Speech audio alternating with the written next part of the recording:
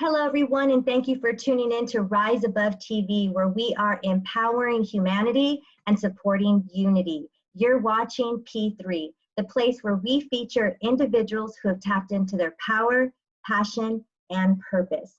I'm your host, Janie Terrazas, and today I'm very grateful and thrilled to have the wonderful Dr. Sunita Punjabi, also known as the Brain Coach. Thank you so much for being with us today.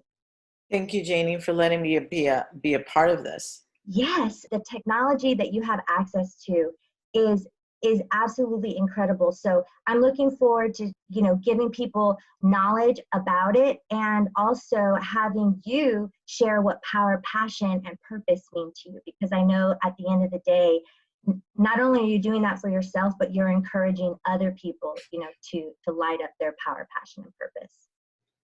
Sure. Well, fundamental to all of my research is how do we rewire the brain? Because we know that the brain is plastic. And what the research tells us is that when we have passion and purpose, we have power. So I know you put it power, passion, purpose. And that's fine, what the order that you've got it in. But yeah, it intermingles. But what we know for sure is that when you have a sense of purpose in your life, it ignites the brain. And so the foundation of neuroplasticity is that the brain is plastic. We know that the brain, like the liver and the heart, we actually know heart too, can grow. And now what we also know is that we can't grow if your brain has some struggles already, like you've had trauma or you have a traumatic brain injury. You can't regrow brain tissue that's dead, but you can grow all the tissue around it. So you can actually restore brain activity. And how that connects to power, passion, and purpose is that that's actually the fundamental that it takes. Those are the fundamental energies that it takes to rewire the brain. Now, you're right, I do use technology. I use machines in my office, and I have mobile technology that people can use at home to do the same thing. I always still teach, though, how to find passion and purpose, and then eventually have brain power with that. You use a variety of healing modalities, and I'm not sure what the technical term would be that you would use. They're therapeutic modalities. They're based on cognitive psychology and logotherapy, just different approaches where we actually rewire the brain through a systematic method. A lot of it is based on questioning thoughts and redirecting them to what matters to you after you've decided a commitment, goal, and really identified your purpose. Once you've identified your purpose, and I do retreats where I actually show people the neuroscience of finding that purpose in their history. We kind of do a little bit of, it's a timeline. We do a time study of your life. It's really simple. It takes an afternoon, about an hour worth of work. And then you identify reoccurring theme in your life that we use that. And it's based on hard science, proven modalities, like proven research, but we show people how to identify purpose. And once they identify purpose, passion, because you own it. Once you identify it, you can own it. You can really know that it's yours because you know where it got created. So, it's really powerful because instead of going to years of psychotherapy to find out, what's wrong with you, we actually turn it around and we look at what's right with you. And we may deal with what trauma you've experienced or what hardships you've been through, but we look at it from the perspective of what was the strength that got created, and from there we create purpose. The way you work too is very organic. So even though there's the science behind it, you leave room for each individual because they each have their own story that they're identifying with. And I love that you touched on trauma, because trauma, I think when people hear that word, they identify it in a certain way and with certain groups of people. And I'd love for you to take this opportunity to just share more or less what trauma is, because there's cultural trauma, societal traumas that people don't take into consideration, aside from the family traumas that they might have endured. Right. Yeah, when we use the word trauma, you could have been in second grade and you didn't get called to the board to, or you were reading out loud and you skipped a word and all your friends left. That's trauma. You don't have to have a head injury. So part of being human is you're going to suffer. It just is part of our humanity. We're perfect when we're inside the womb and we're born into a cold world. We may get spanked. We may be pulled by forceps. But anyway, the first thing that the brain learns right at birth is the world is dangerous. And babies cry, or they're spanked to cry. And the idea is to get the fluid out, right? The placental fluid out. But the first thing the brain learns is, oh my gosh, this is scary. Because inside the womb, you're really this innocent. You pee, you poop. You don't have to cry when you're hungry. You don't have to ask for anything. And you're born, and then you have to cry when you're wet. When you're hungry, you have to cry too. So it's like very traumatic, just the whole experience of being born. And if you think about breathing, right? Just think about inside your mom's womb, you don't have to really breathe. And your lungs haven't expanded yet, right? You're just there, right? But you're very happy. And then you're born and you have to learn this breath thing. So just all of a sudden you're forced to breathe. And just the experience of taking your first breath is traumatic. So yeah, definitely trauma is it's not unique. It belongs to the human experience. And I love that you touched on that, because, there are highs and lows in life, and learning how to be resilient, learning how to be mindful of the experience from that perspective, like you said, looking at suffering from a place of learning and growth. When we experience it, we can experience it in a different way, which is what you're trying to help people do. That's a very good point. So when we accept that you don't have to have been through this horrible thing, right, to be a hurting human being. When we accept that, you may have been hurt, and that's actually an access to your calling. So what is it, right, that you experienced, and using it as a source to identify with it and to create your personal culture with it, to create the meaning for your life with it, that's a power. And so first we have to come to the realization that my life wasn't perfect, but I'm going to tell you again, if you're a human being, you could have had Mother Teresa as your mom and Gandhi as your father, right? Like you could have had the most amazing family, totally. But as a human being, there's disappointments that you've experienced. And those experiences, I do this timeline experience where you can see it actually go up and down, highs and lows of your life. They created what's called a worldview. Well, that worldview totally creates how you interact with the world, how you see yourself, and ultimately that worldview creates your results. So there's no results possible. You could want to be the head of a church, you could want to be a multimillionaire with 25 locations, or you could just want to be a successful mom, whatever the range of activities are. But if it's not in your worldview, if it's not in your self-image psychology, you're not going to have it, because you will sabotage yourself, or you won't do the actions it takes because it's not possible for you.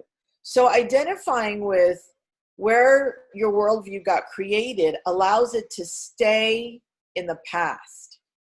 So you can create from a foundation, right, of nothing. Because when something stays in your past, you actually can create from now what, right? Like you can create from nothing. You can create from what you want, because you've owned up to the past that created you up to this point.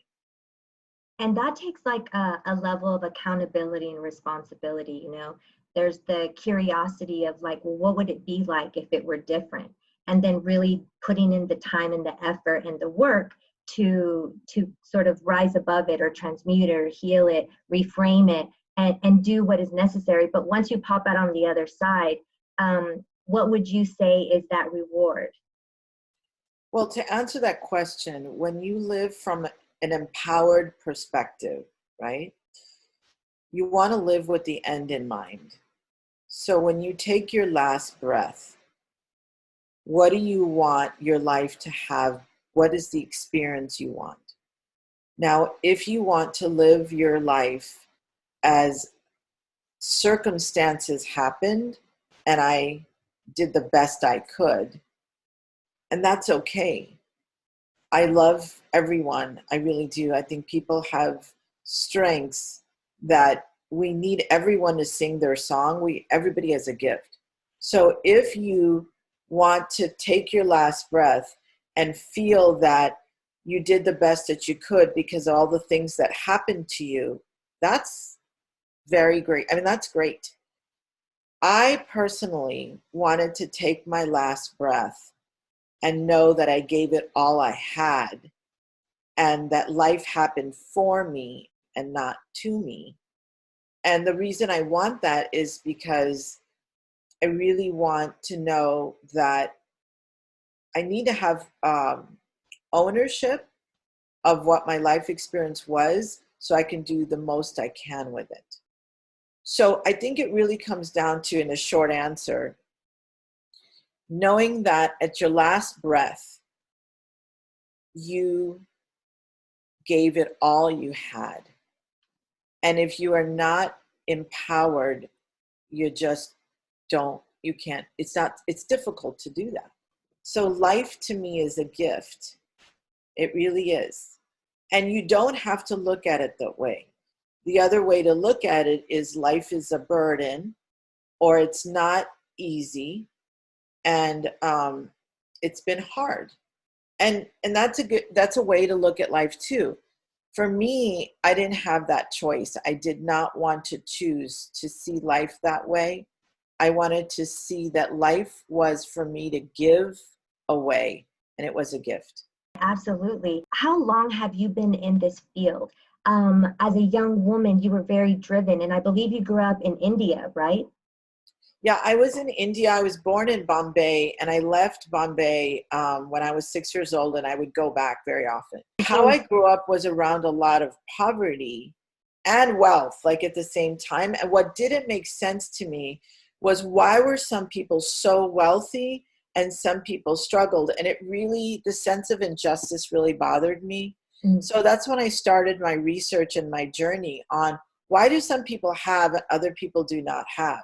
And I actually was an atheist for a while because I thought God's not fair, so there couldn't be a God. And I came to the realization that it wasn't God, that there actually, scientifically, we know that there has to be an intelligence at work, because it's mathematically impossible that we're a random explosion of gases. Anyway, so I came to God, and what I realized was, it wasn't that there was a God controlling anything. It was that some people knew about right thinking.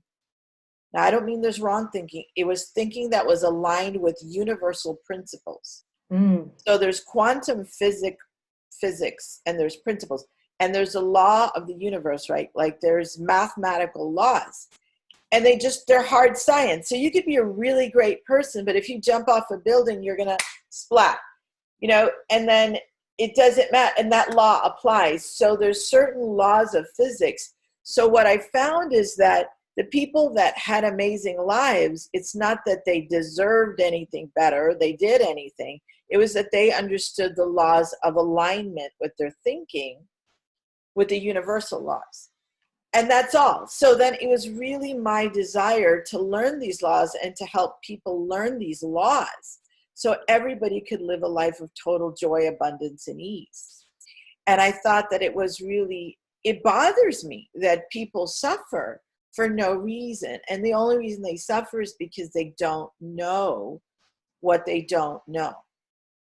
It's so true. It's like putting light onto something that was dark. It's really elevating our level of consciousness. You have a lot of different titles, so I just want you to kind of like tell us what titles you have, so that when people hear this, they understand how, when you are comfortable speaking about a universal creator, that you are able to tie it to the science.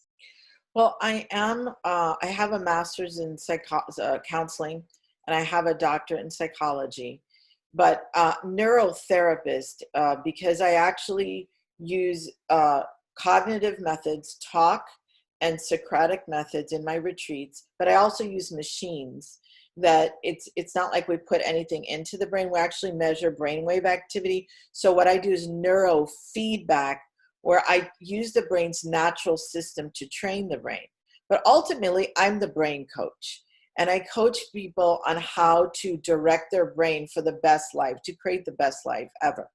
So whether you attend a retreat, or you're in one of my sessions, or you're coming into the office, or you're doing training at home with this machine that we have, one way or the other, what you're doing is you're redirecting your brain using natural systems to be able to have a life that makes sense, a life that, so the brain gets off when it just happens, right? As we get older, we have imbalance in our brain activity.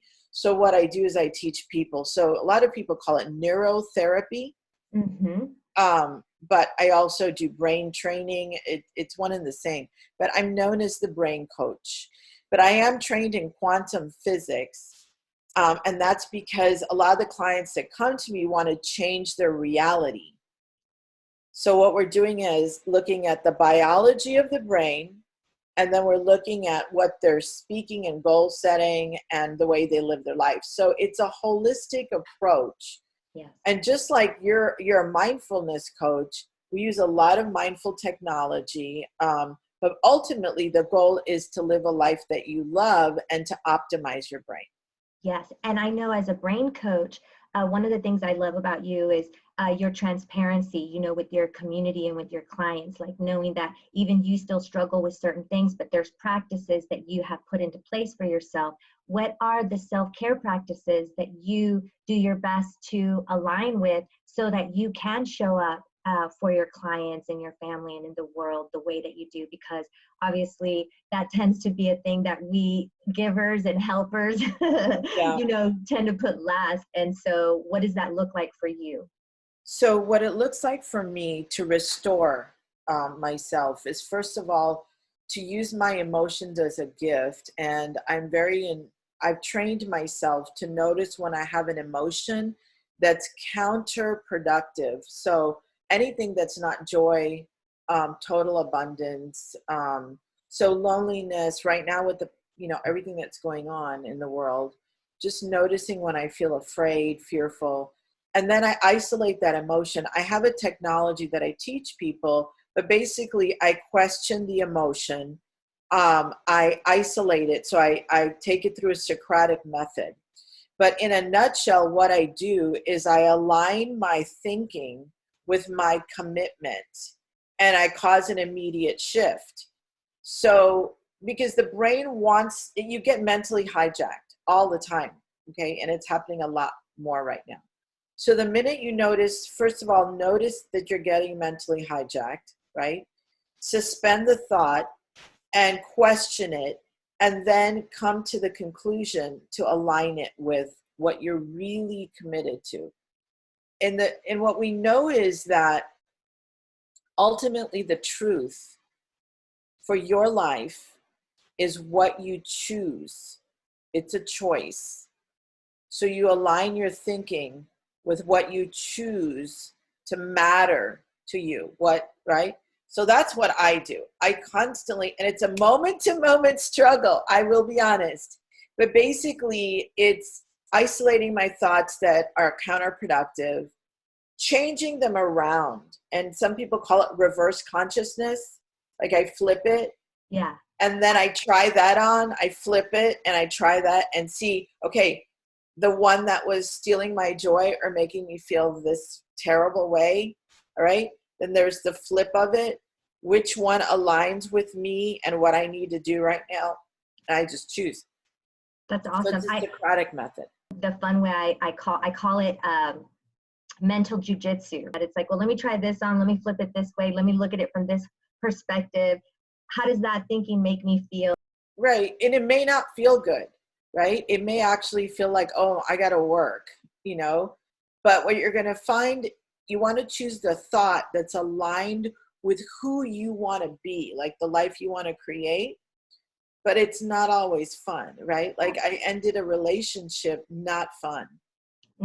But I saw that that relationship was destroying me. I kept feeling bad for months. It was really hard to make that choice. You know, a lot of this work and this self-care and self-love work is about creating healthy boundaries and getting comfortable with the uncomfortable and knowing when to let go of something. And so that's a great piece of advice. Really, we could kind of segue as we wrap up the episode. Is right now, with everything that's going on, we are having to let go of a lot of old ideas, or what would be considered our normal day, you know, has been completely ripped apart. And so what piece of advice would you give to those as, you know, we start to reacclimate and this pandemic, or we'll say the quarantine, gets lifted?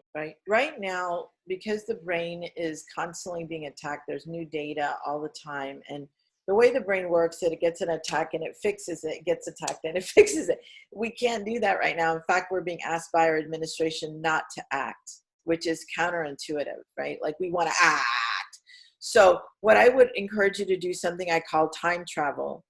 I want you to go out to 6 months from now. Let's go to October, November, right? And the reason I'm asking you to do that is because the worst thing right now, we have an opportunity and we don't want to regret this time. We don't want to, it's a very precious time. It's a time of learning and growth, actually. So what would you regret? And the research on regret shows us that the young people regret what they did, and people that are over 25 or 30, like, you know, most of us, we regret what we didn't do. So if you could go to November in your mind and look back and say, what would I regret not having done, not having written that book, not having read that book, not having cleaned my closet, or not having done an interview with Janie, right? Like, what would I regret? And what that does is it gives you a sense of empowerment, number one, because now there's something in action. But it also opens up your mind, because right now the brain wants to stay super narrow. Like, this is it. It's always going to be like this, and it's not. So I want you to time travel is my recommendation. Go to, you know, what would we like to be doing in November, Janie? And let's talk about that. And let's start taking steps today, so in November we don't have any regrets. I like that. Yeah, baby steps. You know, it's just like, what's that one thing that you can do today to create that person or that reality that you want to experience tomorrow? Right. A lot of what you're talking about, you're passionate about. Is there anything outside of the field of wellness that excites you, that's sort of like a passion of yours that you like to dabble in? I'm doing publishing some work and doing research on workforce engagement. So what do you have to do to help your employees be more engaged, especially now? And it really is about finding purpose at work. And the other thing that I'm really passionate about is loving your job. And what do you need to do to find a job, to choose a career that lights you up? So there's actually a neuroscience to that. So I love helping people redirect their careers, make career choices. And ultimately, you know, the goal is to living a life that you love, that empowers you. So, Absolutely. Absolutely. Yeah. So let people know how they can connect with you. I know you have a website and you have your social media pages. Right. It's www.braincoachllc.com. My name is Dr. Sunita Punjabi, the Brain Coach. And for this pandemic, I'm answering my phone. I don't do that very often, but right now I am. If you hear this and you need to talk, right now we are seeing amazing, huge, really difficult levels of depression and anxiety. I am answering my phone. Call me. If I don't call you right back, I mean, I will call you as soon as I can. And there's no charge. Call me. I can give you a little idea, a little tweak. You are not in this alone. We are not in this alone. We are a human family. So I am the Brain Coach, 210-884-1200. Thank you so much again for sharing your time with us today, Dr. Sunita, and for all the beautiful work that you do to help humanity, and continued blessings on all of your endeavors. Namaste. Thank you. And thank you everyone for tuning in to Rise Above TV, where we are empowering humanity and supporting unity. Till next time, peace be in us.